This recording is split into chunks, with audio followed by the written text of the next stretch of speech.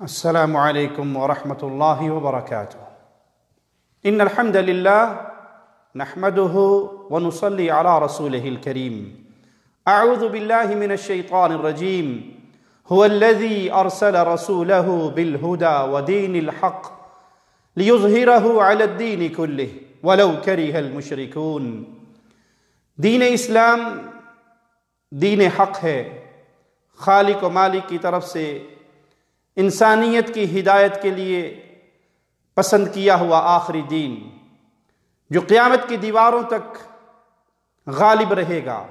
جہاں تک سورج کی روشنی پہنچتی ہے وہاں تک پیغام اسلام پہنچے گا، جہاں تک رات کے اندھیرے پہنچتے ہیں وہاں تک پیغام اسلام پہنچے گا۔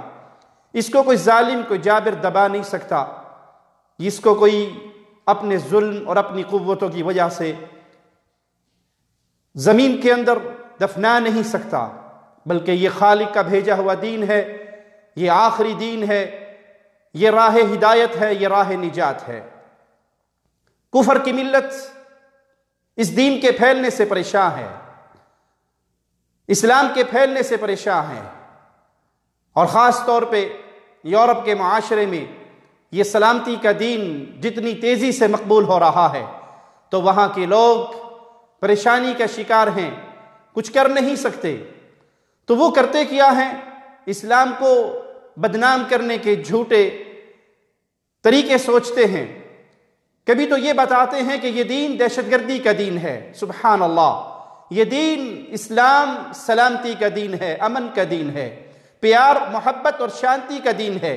یہ وہ دین ہے جو دریا کے کنارے بیٹھے ہوئے کسی وضو کرنے والے مسلمان کو ضرورت سے زیادہ پانی بہانے کی اجازت نہیں دیتا، تو یہ دین کسی معصوم کا خون بہانے کی اجازت کیسے دے گا؟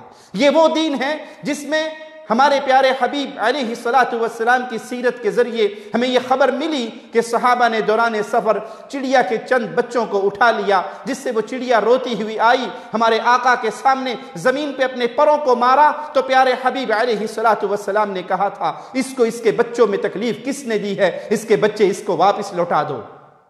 یہ وہ دین ہے جو رحمتیں، پیغام، محبتوں کا لے کر آیا، جس میں جانوروں کی عزت کرنے کا سلوک دیا گیا، جس میں جانوروں کی عزت کا، ان کے حقوق کا پاسداری کی۔ پیارے حبیب ایک باغ میں داخل ہوئے، ایک اونٹ روتا ہوا آیا، آپ کے کندھے پہ اپنے سر کو رکھا، اور ایک روایت میں آپ کے قدموں میں آ کر سجدہ ریز ہوا اور رویا، آنسو بہائے۔ پیارے حبیب نے کہا، اس کا مالک کون ہے؟ ایک انصاری نوجوان نے کہا، یہ میرا اونٹ ہے۔ کہا، یہ شکایت کر رہا ہے، یہ اپنا دکھڑا مجھے سنا رہا ہے کہ مجھے کھانے کو تھوڑا دیا جاتا ہے اور مجھ سے محنت مشقت زیادہ لی جاتی ہے۔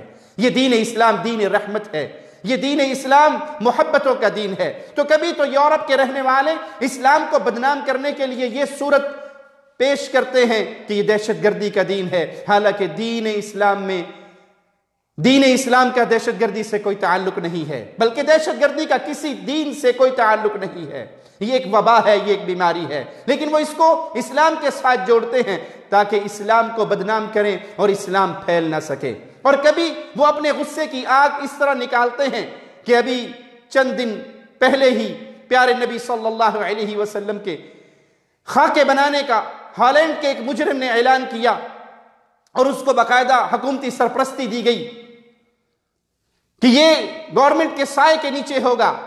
اس پیارے نبی صلی اللہ علیہ وسلم کی توہین، جو دین رحمت لے کر آئے، جو رحمت للعالمین ہیں، جنہوں نے غیر مسلموں کے حقوق بھی بیان کرتے ہوئے فرمایا کہ جو راہب اپنے کلیساؤں میں بیٹھے ہیں ان کو دوران جہاد بھی تکلیف نہ دی جائے، ان کے کلیسے کو نہ گرایا جائے۔ یہ وہ دین ہے، یہ وہ پیارے حبیب علیہ الصلاۃ والسلام ہیں جنہوں نے کفار کے حقوق بیان کیے، جنہوں نے عورتوں کے حقوق بیان کیے، جنہوں نے درختوں کے حقوق بیان کیے، جنہوں نے بچوں کے حقوق بیان کیے، جنہوں نے جانوروں کے حقوق بیان کیے، جو رحمت پھیلانے کے لیے آئے، اللہ نے جنہیں رحمت للعالمین قرار دیا، ان کے خاکے بنا کر تم اسلام کو مٹانے کی کوشش کرتے ہو۔ اور یاد رکھو، تمہارے ان اوچھے ہتھ کنڈوں سے اسلام اور بڑھے گا، اور پھیلے گا، اور پھولے گا۔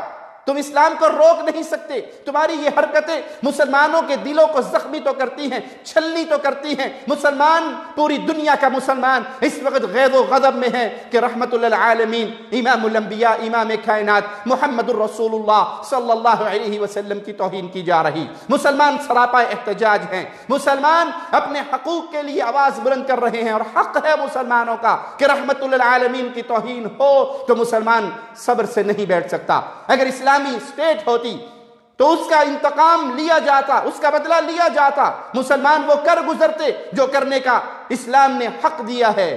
مسلمان حاکم کے اوپر فرض کیا ہے کہ مسلمانوں کا حکمران انتقام لے. اگر کوئی شخص اللہ کی، اللہ کے رسول کی، آسمانی کتابوں کی، قرآن حکیم کی توہین کرتا ہے، یہ دین رحمت، دین اسلام تو سابقہ انبیاء کی توہین کی اجازت نہیں دیتا. بلکہ ایک مسلمان اور یہودی کا جھگڑا ہوا، یہودی موسیٰ علیہ السلام کو فوقیت دیتا تھا، مسلمان نے اس کو تھپڑ مارا تھا تو پیارے حبیب نے آ کر کہا تھا مجھے موسیٰ علیہ السلام پر فوقیت نہ دو. یہ تو انبیاء کے درمیان فوقیت دینے سے روک رہا ہے. یہ تو اس طرح عزت اور تعظیم جناب عیسیٰ اور جناب موسیٰ علیہ السلام کی سکھا رہا ہے. تم توہین کر کے سمجھتے ہو کہ تم اسلام کو دبا لو گے تو تمہارا یہ خواب ہے، خیال ہے، وہم ہے. یہاں پر ایک اہم پیغام میں اپنے مسلمان بھائیوں کو دینا چاہتا ہوں. بجا ہے، حق ہے ہمارا کہ ہم اس کے خلاف احتجاج کریں، اپنی آواز کو اٹھائیں.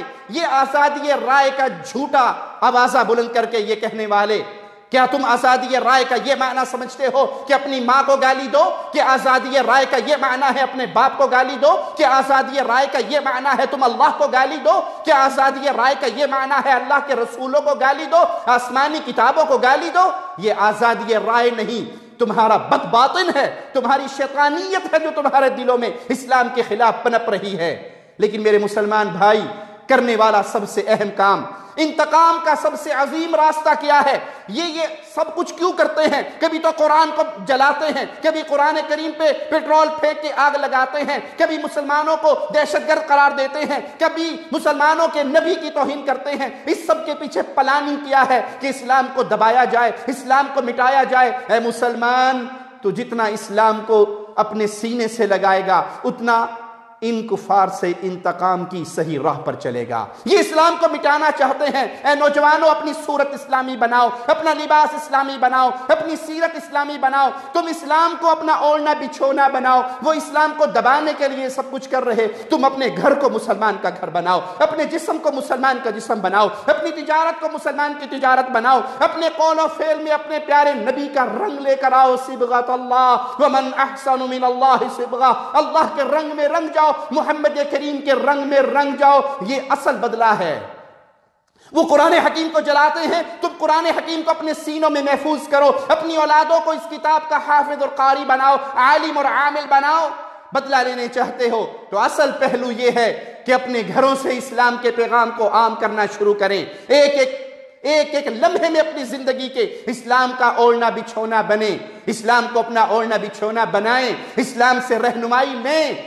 زندگی کا کوئی پہلو نہیں جس میں اسلام نے ہمیں یتیم چھوڑا ہو. اسلام ہر میدان میں نور کا مینارہ ہے. تو اصل بدلہ لینا ہے تو اس کا اصل راستہ یہ ہے کہ آئیے ہم پیارے نبی کی سیرت کو سیکھیں، پیارے نبی کی سیرت کو سکھائیں. ان کفار کی زبانوں میں پیارے نبی کی سیرت کی کتابوں کو، پمفلٹ کو، سیڈیز کو ٹرانسلیٹ کر کے ان تک پہنچائیں. انہیں حقیقت حال بتائیں کہ جس کی تم خاکہ کشی کر رہے ہو ان کا کردار یہ نہیں ہے. ان کا کردار تو یہ ہے کہ وہ کافر مجبور عورتوں کا بھی سہارا بنے تھے، وہ مکے کی یتیموں کا سہارا تھے، وہ مکے کی بیواؤں کا سہارا تھے. جب سیدہ خدیجہ کو خبر ملی تھی تو انہوں نے یہی کہا تھا اللہ آپ کو ضائع نہیں کرے گا، آپ مسکینوں کا سہارا ہیں، یتیموں کا سہارا ہیں، بیواؤں کا سہارا ہیں.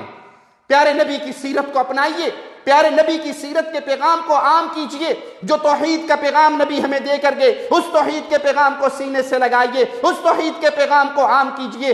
یہ وہ اصل راہ ہے. جب آپ اس پہ چلو گے، اسلام کے پیغامبر بنو گے، اسلام کے میسج کو آگے پھیلاؤ گے، تو آپ حقیقت میں ان کافروں کا منہ بند کر رہے ہو جو پیارے نبی کی توہین کر کے یہ سمجھتے ہیں کہ شاید ہماری ان حرکتوں سے اسلام دب جائے گا. اسلام نہ دبا ہے نہ دبے گا، نہ کوئی اسے دبا سکا ہے نہ دبا سکے گا۔ یہ غالب ہونے کے لیے آیا، یہ غالب ہو کر رہے گا۔ سوال میرا اور آپ کے ذمے باقی ہے، میں نے اسلام کے غلبے کے لیے کیا کیا ہے، آپ نے اسلام کے غلبے کے لیے کیا کیا ہے؟ اللہ سے دعا ہے اللہ ہمیں زندہ رکھے تو اسلام کا سپاہی بنا کے رکھے۔ میری جان، میرا مال، میری زبان، میرا قلم، میرے ایک ایک صلاحیت خرچ ہو تو اسلام کے پیغام کو عام کرنے کے لیے خرچ ہو۔ آؤ انتقام لو ان ظالموں سے جنہوں نے توہین کی ہمارے پیارے حبیب کی۔ اس سیرت کو سینے سے لگا کے، اس قرآن کو سینے سے لگا کے، اس اسلام کو پھیلا کر، لوگوں تک اسلام کا پیغام پہنچا کر، اس اسلام کی سچی تصویر بن کے، سچے محمدی بن کے دکھاؤ، تاکہ وہ بھی کہیں کہ ہم جو کر رہے تھے غلط کر رہے تھے۔ اصل محمدی کو دیکھنا ہے تو کسی مسلمان کو دیکھ لو۔ اقول قولی ھذا واستغفر اللہ لی ولکم ولسائر المسلمین فاستغفروہ انہ ھو الغفور الرحیم۔